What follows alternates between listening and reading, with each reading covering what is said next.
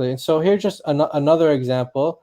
Of course, there's the famous hadith on the topic of ahruf, which again we're not talking about ahruf right now, because that's a topic that Muslims can't even define for us. What does it mean? So when we read this hadith here, it's talking about chapter 92, verse 3, which in the Quran today it's swearing like an oath. It's like by him who created male and female. And so here's the hadith here, narrated Ibrahim. The companions of Abdullah ibn Masud came to Abu Darda, and before they arrived at his home, he looked for them and found them. Then he asked, "Who among you recites as Abdullah recites it?" They said, "All of us." So who recites like Abdullah? All of us. They're Abdullah's companions. Okay. He said, "Who among you knows it by heart?" So that's a different question. So reciting the Quran and then knowing it by heart, different things. Muslims would have us believe that they just have the same answer here, right? Because they say everyone remembered everything, everyone recited everything, and that's how the Quran was preserved and memorized. Everyone knew it. Okay, they said Alqama. So one guy in the group. So they have a group of people here, and only one of them knew the Quran by heart. Okay, then he asked Alqama, "How did you hear Abdullah bin Masud reciting Surah Al-Layl?" Alqama recited by the male and the female. Abu Darda said, "I testify that I heard," this is a typo here on the website, "I heard," it should say the Prophet, "reciting it likewise. But these people want me to recite it, and by him who created male and female. But by Allah, I will not follow them." So the difference here is the reading of Abdullah and Abu Darda and the companions of Abdullah bin Masud.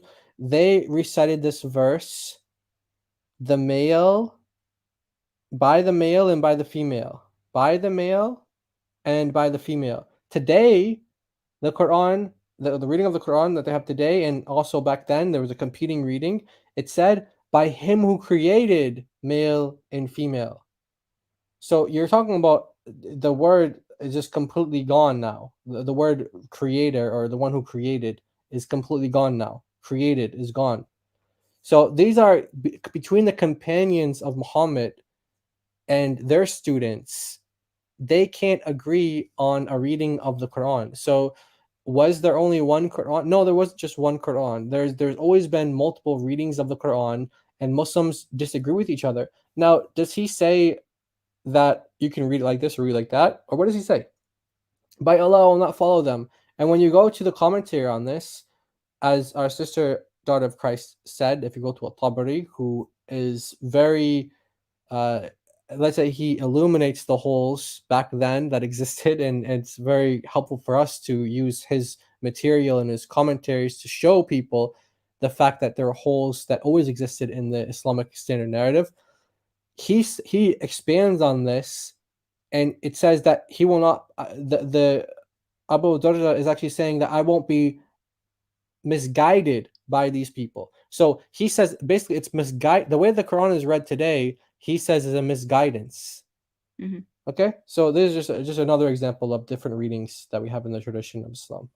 If you just keep this on the screen a little bit, brother. Andrew Martin here has actually focused in on the problem. This is a problem because the two readings say different things. Mm-hmm. One is swearing by Mm-hmm. creation, male and female, and the other one is swearing by the creator, the one who created the one who created male and female. Yeah. Right? He's saying that Muhammad said he was swearing by the male and female. Right? Yeah. He's saying that that's what he heard from Muhammad. Yes. So guess what the Muslims are reciting today? Khalaqa, the one who created.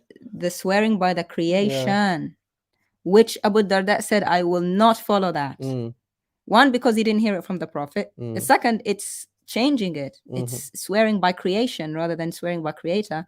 And we know that the true God, the Lord, says he only swears by himself. Exactly. Right? Whereas the Quran, they're swearing by the sun and everything under the sun, right. as our brother Anthony Rogers once said. Right. So, yes. So actually, it's not like small things. They things that have theological implications. Yes.